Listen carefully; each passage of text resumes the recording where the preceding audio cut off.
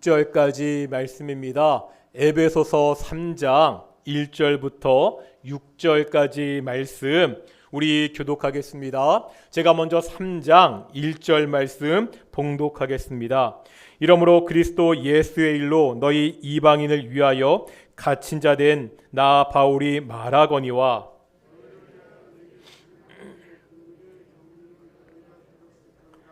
곧 계시로 내게 비밀을 알게 하신 것은 내가 먼저 간단히 기록함과 같으니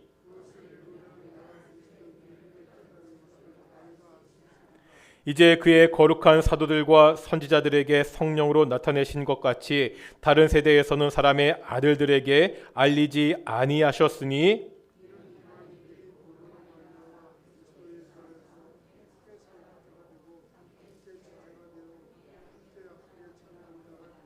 아멘. 우리 찬양대 나오셔서 찬양으로 하나님께 영광 돌리시겠습니다.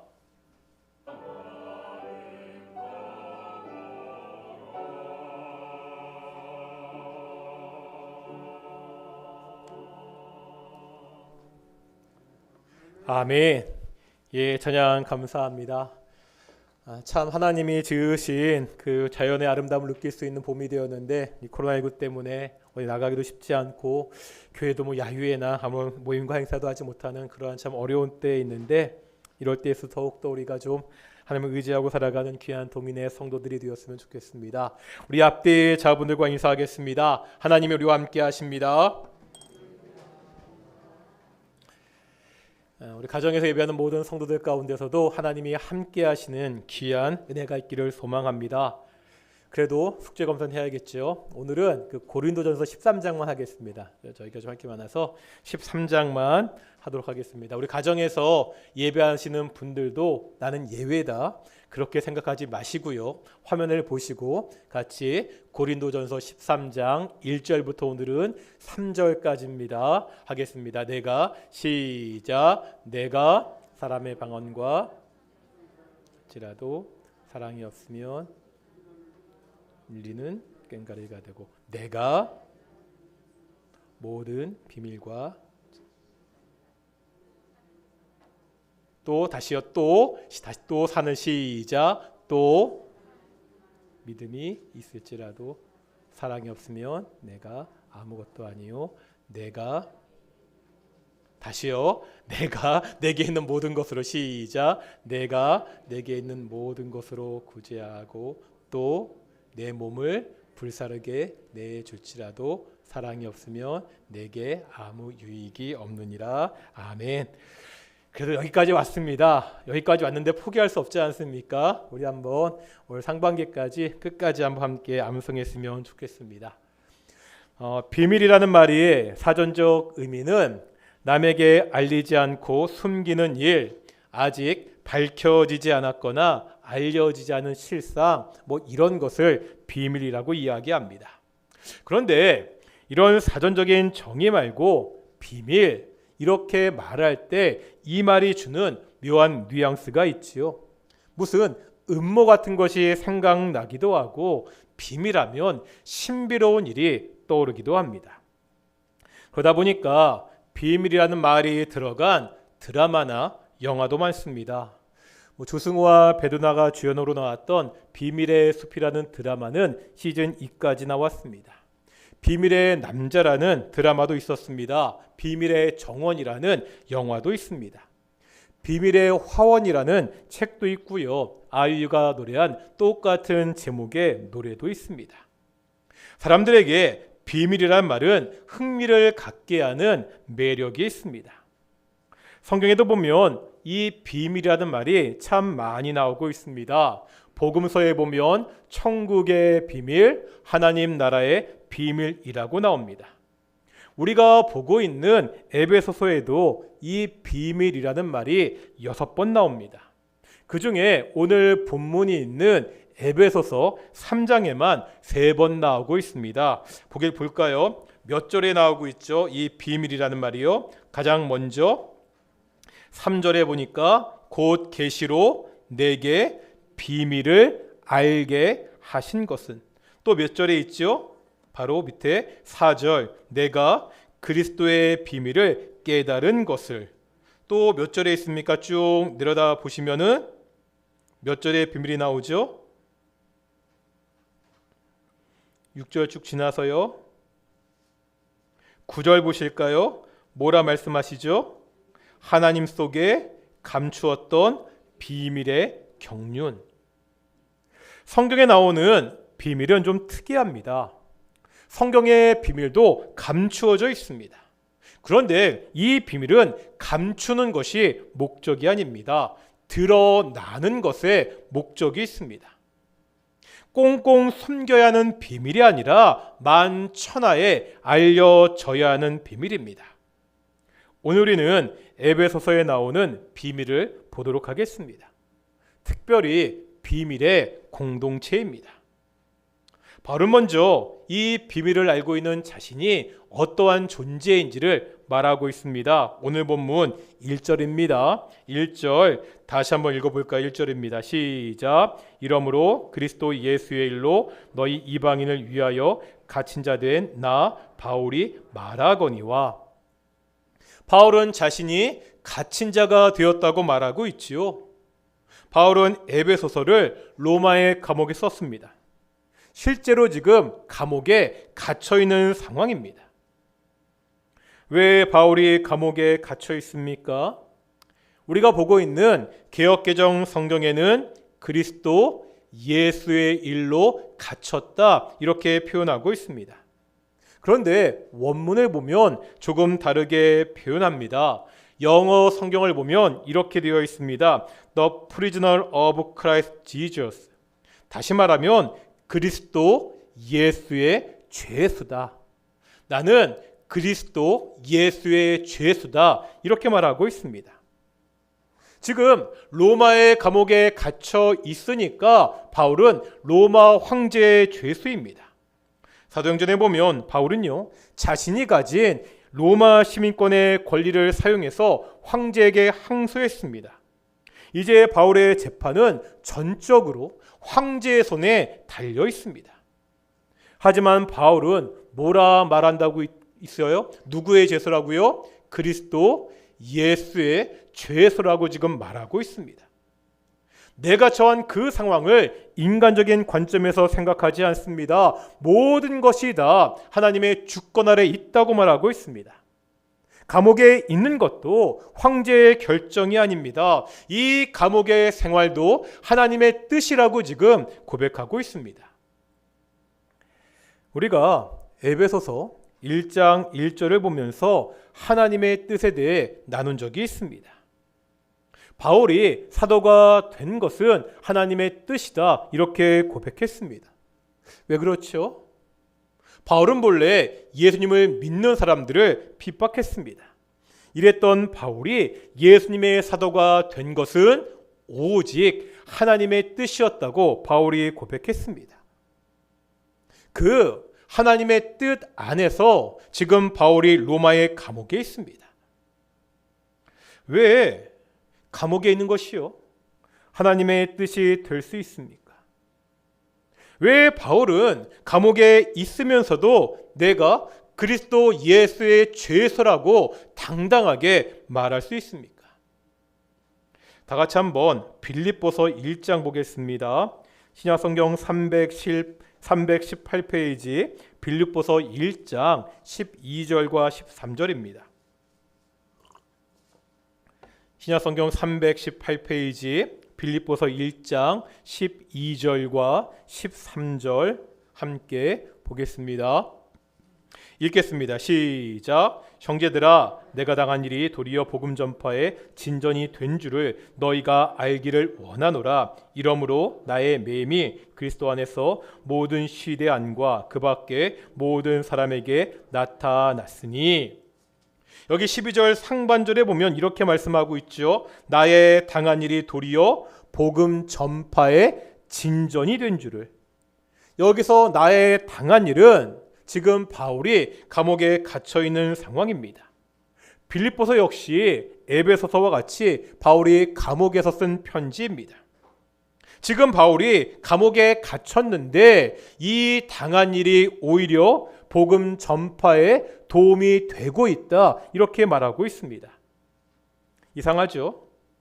복음을 전파하려면 자유로워야 됩니다. 그래야 내가 원할 때 언제든지 어디에서나 복음을 전할 수 있습니다.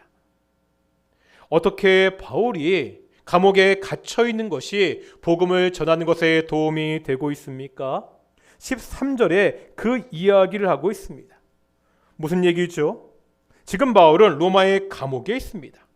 로마는 당시 최고의 도시였습니다. 바울은요, 이 로마를 직접 방문해서 복음을 전하기 원했습니다. 로마서를 읽어보면 바울이 로마를 방문하고자 하는 강렬한 소망을 이야기합니다. 이런 강력한 소망에도 불구하고 바울은요, 전도 여행 중에 로마를 가지 못합니다.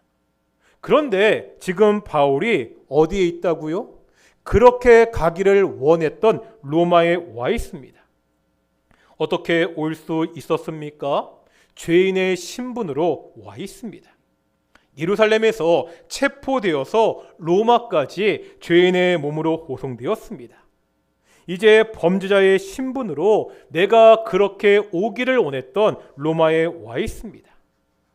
이런 식으로 로마에 오는 것은 본래 바울의 계획에는 없던 것이었습니다. 바울은 자유로운 전도자로 로마에 오기를 원했습니다. 거리를 다니면서 사람들을 만나고 그렇게 복음 전하기를 원했습니다. 하지만 지금은 범죄자의 신분으로 로마에 와 있습니다. 감옥에 갇혀 있습니다. 원했던 로마에 오기는 왔지만 자신이 꿈꾸던 모습은 아닙니다. 이렇게 죄인으로 온 바울을 항상 지키는 사람들이 있습니다. 그것이 13절에 나오는 시위대입니다. 이 사람들은 로마의 군인들이었습니다. 바울은 때때로요, 감옥에서 나와서 셋집에 거하기도 했습니다. 그럴 경우 로마에서는 죄인의 허리에 사슬을 메어서 군인과 함께 묶어두었습니다. 이 시위대 사람은 로마 군인은 어쩔 수 없이요, 하루 종일 바울과 함께 있어야 됩니다. 자신을 감시하는 군인과 하루 종일 함께하는 것은 참 불행하고 힘든 일입니다. 하지만 바울에게는 이 상황이 찬스였습니다. 어떤 찬스죠? 복음을 전할 기회였습니다. 바울은 자신을 감시하는 그 사람에게 복음을 전합니다. 이 사람은 하루 종일 바울이 전하는 복음을 들어야 됩니다. 이제 감시하는 사람이 다른 사람으로 바뀝니다. 이 바뀐 사람도요, 바울과 하루 종일 함께 있어야 됩니다. 바쁘다고요, 도망칠 수도 없죠. 그 사람은 꼼짝없이 바울의 설교를 들어야 됩니다. 바울은 그 사람에게도 복음을 전합니다. 사람이 또 바뀝니다. 또 복음을 전합니다. 바울의 묶임은 바울을 지키던 로마 군인들에게 복음을 전하는 기회와 통로가 되었다는 것을 바울은 고백하고 있습니다. 바울은 지금요, 황제의 죄수로 로마의 감옥에 있습니다. 하지만 나는 황제의 죄수가 아니라 그리스도 예수의 죄수라고 고백하고 있습니다. 이것이 하나님의 섭리라고 고백하고 있습니다. 바울을 감옥에 가둔 것은요, 황제의 권력이 아닙니다. 그 황제의 권력도 도구로 사용하시는 하나님의 섭리였습니다. 감옥에 갇혀서 두려워하거나 절망하지 않습니다. 나를 묶어둘 수 있는 분은 황제가 아니라 오직 예수님 뿐이다.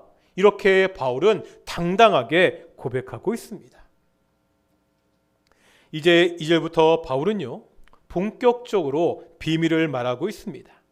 먼저 비밀의 내용을 보겠습니다. 6절 보실까요? 오늘 본문 에베소서 3장 6절 다 같이 한번 읽어보겠습니다. 6절입니다. 시작.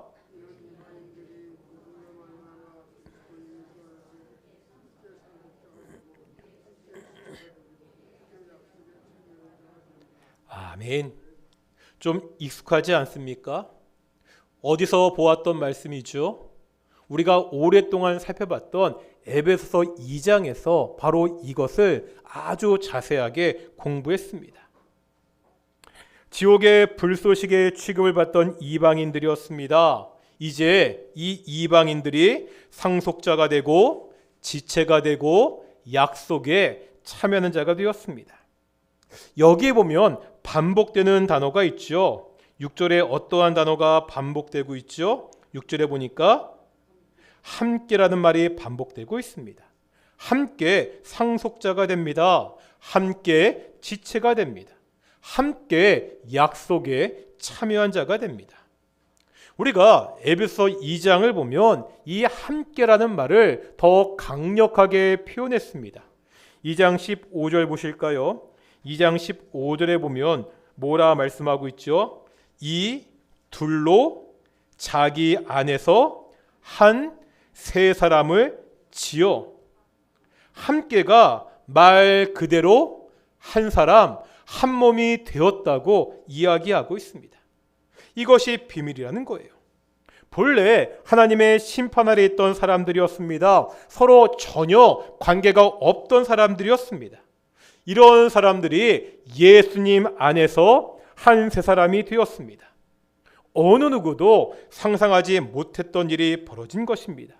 이 비밀을 토대로 교회가 세워졌습니다. 교회는 바로 이 비밀을 간직한 곳이라는 겁니다. 제주도에 가면 사람들이 많이 가는 관광지 중에 비자림이라는 곳이 있습니다.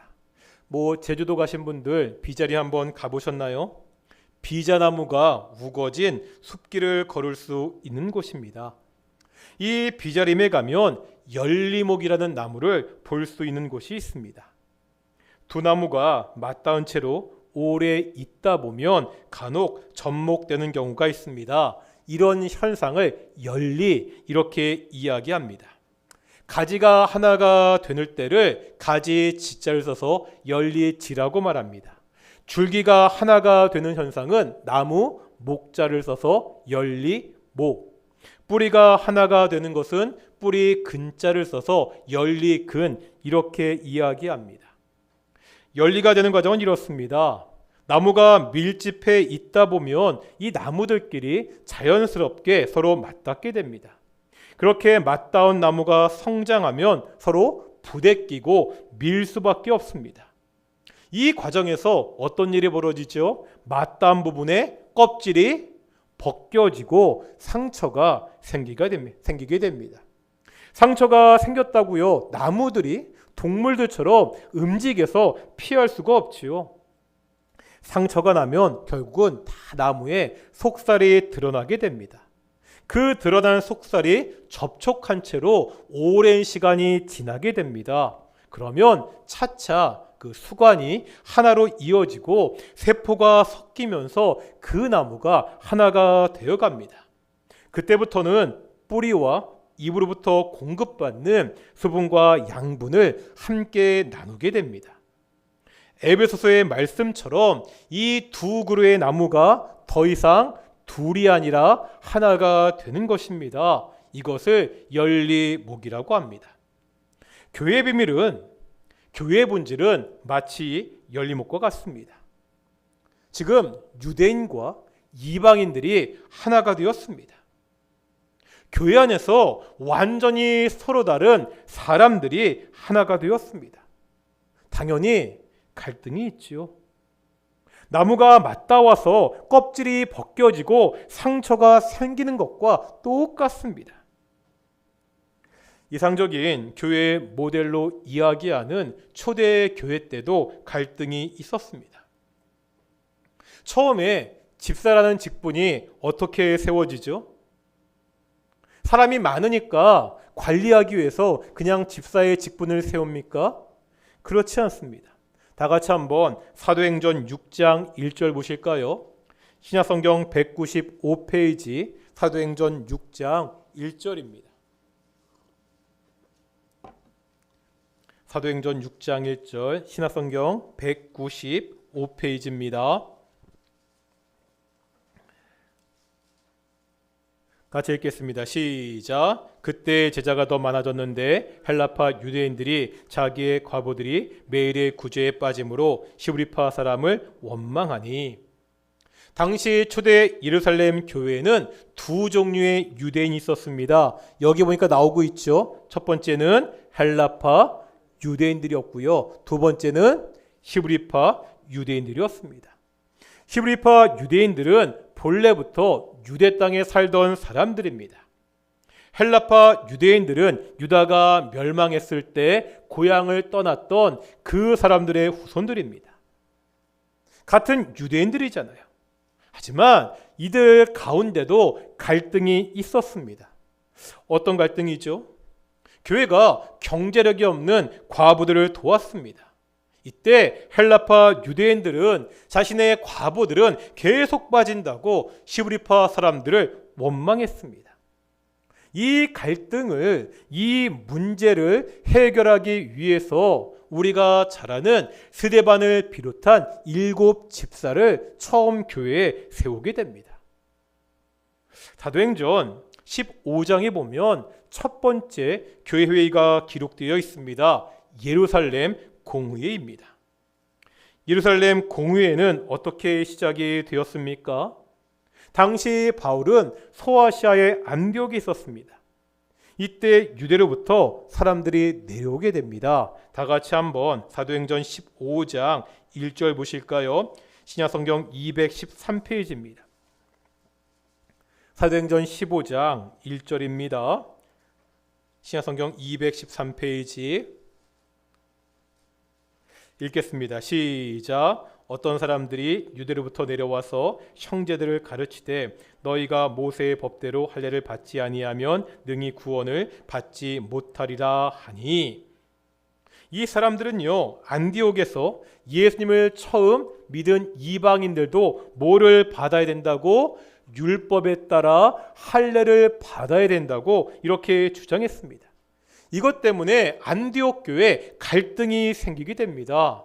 안디옥 교회는요, 바울과 바나바와 몇 사람들을요, 예루살렘에 있는 사도들과 장로들에게 보내게 됩니다.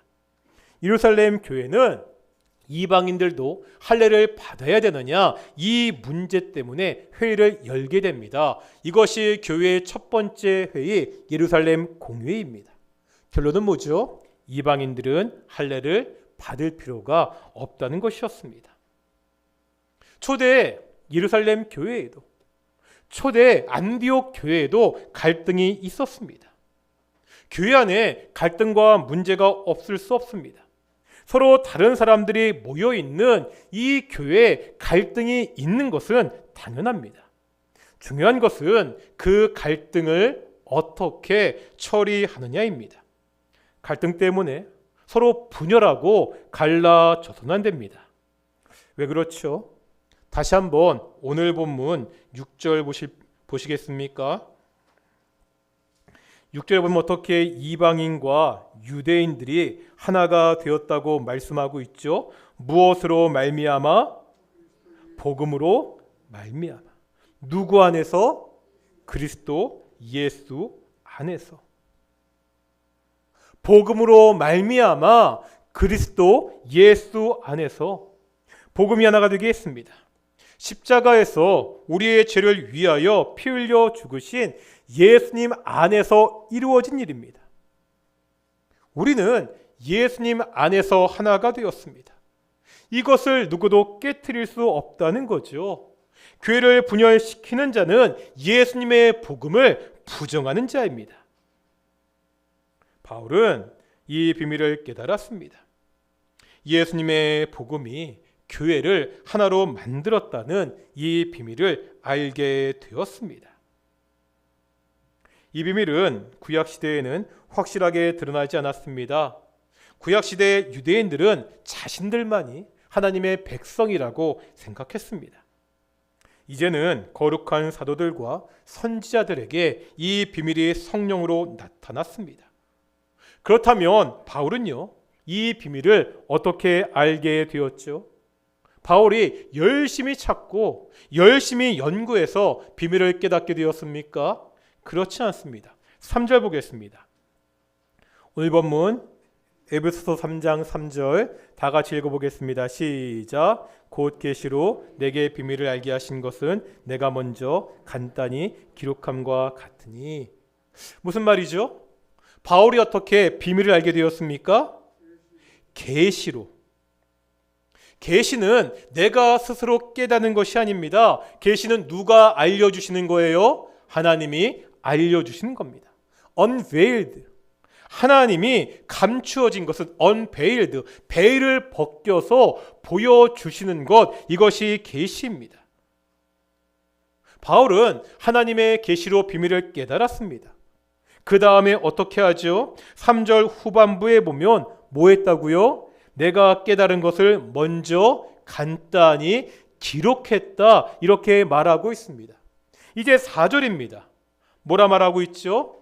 바울이 계시로 깨달은 것을 기록했는데 바울이 기록한 것을 읽으면 바울이 깨달은 것을 너희도 알 수 있다, 이렇게 말하고 있습니다.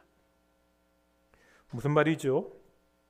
오늘날 우리가 바울과 같이요, 하나님의 직접적인 계시를 받지 못합니다. 물론 하나님은요, 오늘날도 우리에게 말씀하십니다. 하지만 조금 어려운 말로 하면 정경적 계시는 완료되었습니다. 더 이상 성경이 기록되지 않는다는 말입니다.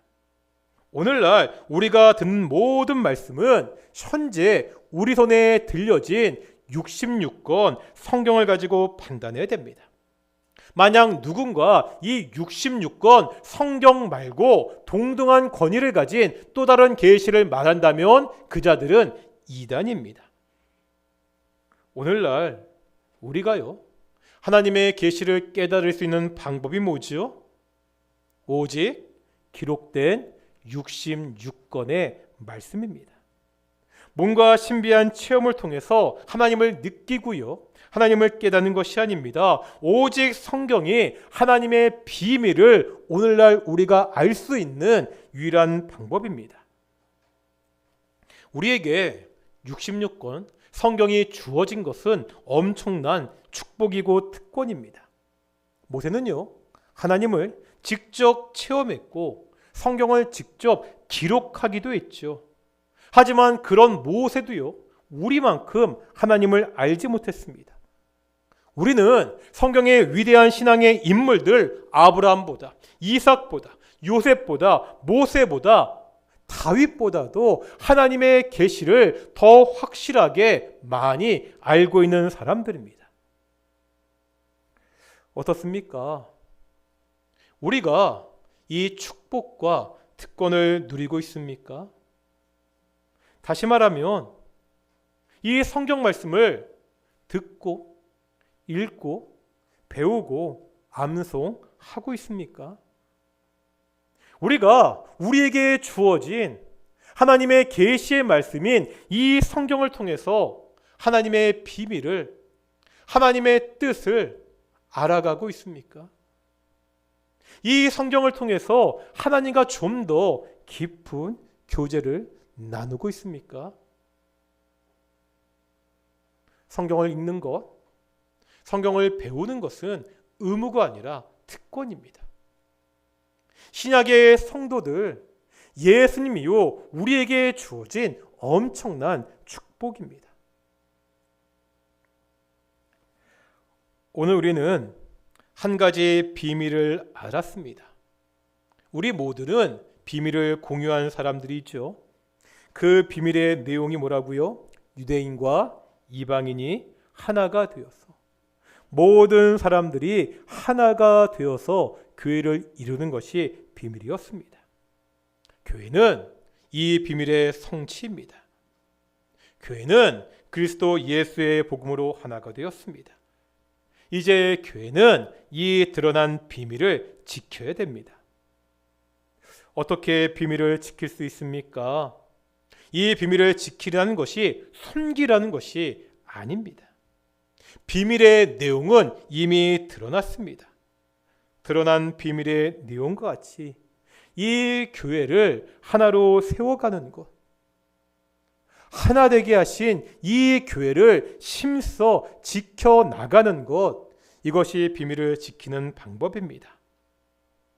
사랑하는 우리 동인교회가 하나됨의 이 비밀을 지키는 공동체가 되기를 소망합니다. 서로 다른 두 나무가 열리목이 된 것처럼 나와 다른 그 사람들, 서로 다른 두 사람들이 한 세 사람이 되는 공동체가 되기를 소망합니다. 바울이요, 이 비밀을 어떻게 알았다고요? 계시를 통해 알았습니다. 오늘날 우리에게는 완성된 계시인 하나님의 말씀 성경이 있습니다. 이 말씀을 통해서 좀 더 친밀하게 하나님과 교제하는 동인의 성도들, 참 힘들고 어려운 이때 우리에게 주어진 이 성경을 통해 하나님의 뜻을 알아가는 귀한 동인의 성도들이 되시기를 축원합니다. 우리 함께 기도하겠습니다. 말씀을 묵상하시며 함께 기도하실 터인데, 하나님, 우리 계시된 비밀의 내용과 같이 우리 동인교회가 이 비밀을 지키는 하나가 되는 교회가 되게 하여 주시옵소서. 때로 상처가 있고 갈등이 있고 어려움이 있고 문제가 있더라도 예수 그리스도의 복음이 하나가 되게 하신 이 교회를 힘써 지키는 성도들이 될 수 있도록 기도하겠습니다. 하나님, 우리에게 주어진 성경 말씀이 있습니다. 다시 한번 결단하겠습니다. 말씀을 듣는 것, 읽는 것, 배우는 것, 암송하는 것에 최선을 다하는 성도들이 될 수 있도록, 이 말씀을 통하여 하나님의 뜻을 알아가는 귀한 성도들이 될 수 있도록